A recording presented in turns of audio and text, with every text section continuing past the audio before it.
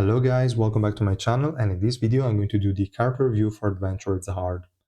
I didn't know if I wanted to make this video or not because, this guy is exactly the same as that at Zahard basically, just small differences, and those are already covered in the previous videos basically, both in my first impression and the tier list update I mentioned, how I feel about this guy. But still, there are a lot of new players, so maybe they are not too familiar with the base version of Data Zahard. So for that reason, I'm still making this sort of character review. But yeah, it's going to be quicker than usual for sure. I will just briefly mention what this guy does, when you should use him, stuff like that. But yeah, for the first part is as usual how good this guy is, and I will say again, he's good, but you don't need to invest in him. To me, is a waste of tickets, to be honest, because this guy at zero dupes will already break barriers, will already stall tank a little bit, and that's it. That's all you need him to do. If you go for higher investment, his damage is still going to be irrelevant. His revolution upgrades are somewhat decent, but not worth investing all the resources you would need. Because to get this guy to Rainbow 5, if you don't have a Shia Rainbow 5, that would give you a lot more copies out of the data tower. But if you're going straight with just, let's say, 2 or 3 maybe copies from the data tower, from the exchange shop, and then pulling on his banner, it would take you around 700 to 800, maybe even 900 normal banner tickets, which is crazy expensive if you ask me. That's basically 2 to 3 units worth of normal summon tickets. And those units could be data tower units that are going to be released or rerun in the near future, hopefully. And we have a data tower on May 21st. If that data tower is a rerun for Ice Spear, Kunagero, and Spear Baranak, it's better if you have as many resources as you can, because you have to Rainbow 5 both of them. They're amazing units, you definitely want them. If the unit on May 21st is a new data tower unit that's going to be released together with Urek, then that's also important, because so far we only released 2 data tower units and both of them were amazing. So chances are the next one is also going to be similar, and you definitely don't want to skip on that. If the unit, on the other hand, is XSR plus Urek, that's going to suck, and a lot of people will be pissed, me included, because it's really stupid. Both Urek are terrible, so regardless of which of the two they decide to be the base version, which would probably be the blue one, it's still terrible. Really sucks, so it makes no sense. It's even worse than Zahard, I would say. So I hope they're not going to do that, and I hope the new work is going to be an SSR plus. But again, we'll see. In any case, you still don't really want to waste all those normal summon tickets on Adventure Zahard. There is really no sense. Don't do it. If you already did, I'm sorry, but you should have kind of understood from how I shit talked on this guy in all the previous videos. But yeah, definitely not worth it. Leaving at zero dupes is going to be okay. So yeah, that being said, I think we can have a quick look at the base kit and all the other things. And then, yeah, that's more or less it. For the passive, he changes weapon up to 2 times. So he starts with the tier 1 weapon. Then when it goes below 60%, he changes to tier 2. Below 30%, changes to tier 3. Once the weapon is changed, it does not revert to the previous form. And whenever he changes weapon, he's going to be invincible for 3 seconds. Which means this guy will survive at the very least 6 seconds. There is a downside to his tier 3, which is whenever he uses his special move, he's going to remove himself from the battlefield, so the enemy will crash into your team. That's particularly annoying, but it is what it is. At the very least, he already tanked for, let's say, 5-6 seconds in theory, and then it's okay. So yeah, this is the passive. This makes him a pretty decent stall tank, and the different weapons also deal different amounts of damage to barriers. The first one is just double damage.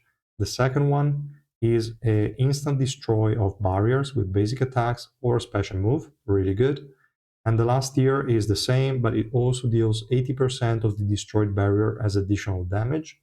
that is capped up to 1000% of the caster attack. This is not much, especially if your Zahard is not invested in, but at times is not an irrelevant chunk of damage, so pretty good. Then we have the first active skill. This one is just going to give him additional magic resistance for 8 seconds, kinda weak. And then he's going to create an explosion that deals damage to nearby enemies, knocking them back and silencing them for 3 seconds. Overall, this is a very old-fashioned active skill. Now, the ones that we have now are a lot stronger. This one, you can tell, is an old one, doesn't really do much. Then we have the other active skill, the Golden Needle. This one is a bit more important.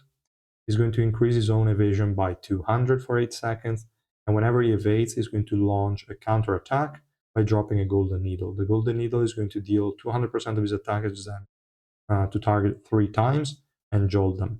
Every 10th counter attack, the Golden Needle is going to be enhanced and deal 400% of his attackers damage to enemies near the target, and stun targets hit for 2 seconds. So he's going to have a small AoE stun. Not too bad, but again, not too insane. The most important part here is the evasion increase. Then we have this special move. It has different effects based on the weapon that this guy is using.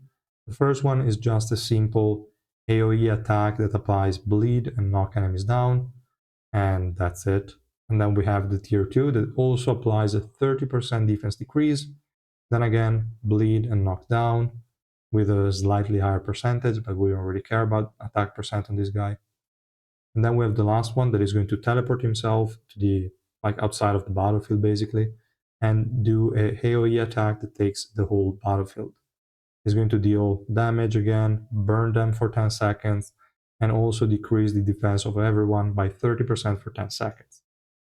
Kind of the same as tier 2, just a bigger AoE and a burn instead of a bleed for some reason. So yeah, overall decent, especially the last tier, but at the same time, nothing exceptional. If we have a quick look at the exclusive equipment, we see that this guy for the level 1 recovers energy whenever he switches weapon, so whenever he goes below a certain HP percent, and he's going to also recover a very small amount of HP. I don't even know why they added it, it's totally irrelevant. Then we have level 2 is going to apply physical resistance by increased by the same amount as the magic resistance increase. I don't know why they use this wording. It's really wrong, as we can see here. This is not wrong on my website. It's really written like that, but it should be physical resistance increased by the same amount as magic resistance. I don't know why they wrote it like that, but whatever. So this is all it does. It's okay if resistances are still working, but not really too important. Then we have level 3. This one is going to increase evasion by an additional 20, so from 200 to 220, nothing. And the counter attack is going to be every 5 and not every 10. That's it. For level 4, Zahard is going to use his special move before dying when taking fatal damage during battle. So he's always going to end with a special move. Irrelevant, more or less, for us. Really annoying as an enemy, but not even that much. Now, for Revolution, this is what changes from the base version, other than smaller percentages on the base kit. I didn't even mention that, but it's okay. It's basically the same. We don't really care about damage from his kit. So the Revolution 4 is that whenever he changes the weapon, so only up to 2 times per battle, he's going to decrease the active skill cooldown of all green element allies by 8 seconds. Kinda limited, not really too useful, and it's only being limited to only green element allies is stupid. If this was on everyone, then maybe you could do some good tricks with that, but just green makes no sense. You can use him with Calavan, with another Zahard, but that's really dumb, with the Asracha, with Tramray, that's it. But it's really not going to be that useful. It's kind of weak. And then we have the Revolution 5. This one is probably the most important part of this guy's kit, but at the same time, very, very inconsistent.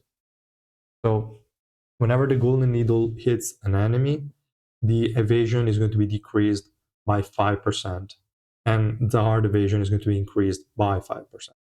This has a maximum of 10 stacks. Now, the needle is a multi-hit attack, so you should apply more than one stack every time. But if the enemy has too much evasion and your Zahard has low accuracy, you will not really reliably stack this one. And also, this implies that enemies need to be hitting Zahard, but units that usually have an high evasion have very specific targeting or will move around a lot, so they will not really always attack Zahard, which means the evasion decrease is not really going to be consistently up.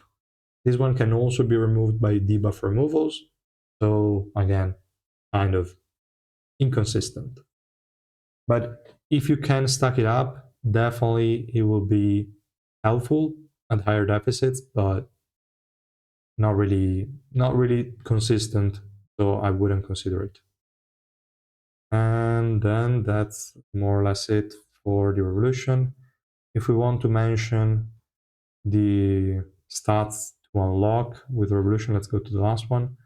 I would say effect resistance is the most important one, together with evasion. These two are really good to have. The last one is max cooldown reduction, just to have a higher uptime on the golden needle, so that you can get the evasion decrease a bit more reliably. But really, to me, this is not worth it. And yeah, I didn't talk about the different levels of investment yet, but basically mandatory, you can just go with 0 dupes. It will do its job and break barriers. In this case, there is no revolution section because you cannot have a revolution at 0 dupes.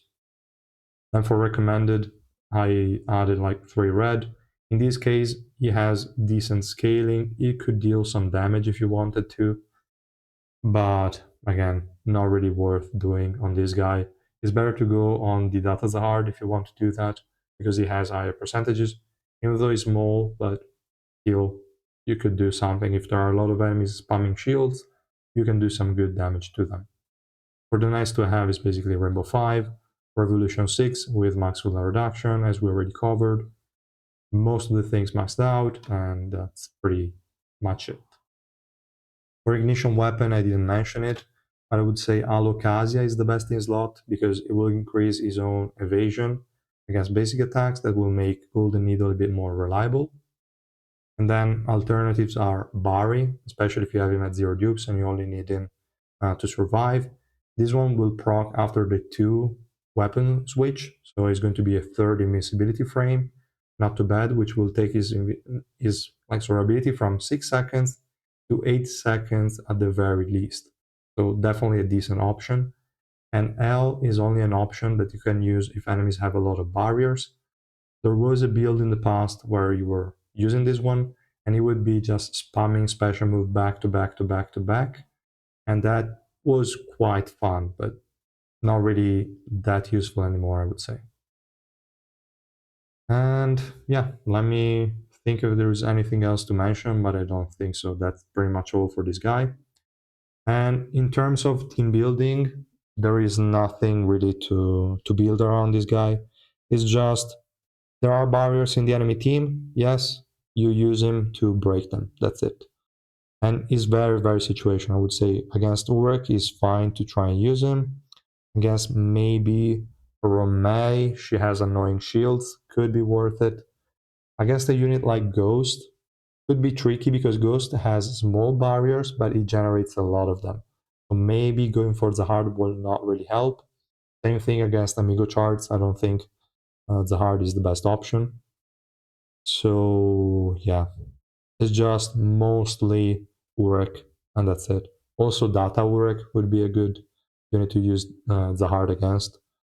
But yeah, not too many scenarios, and I wouldn't really worry too much about him. Leave him 0 dupes, just slot him in if you see that you cannot kill an enemy because he has a lot of barriers, then you use Zahard. That's it. Really no other use case.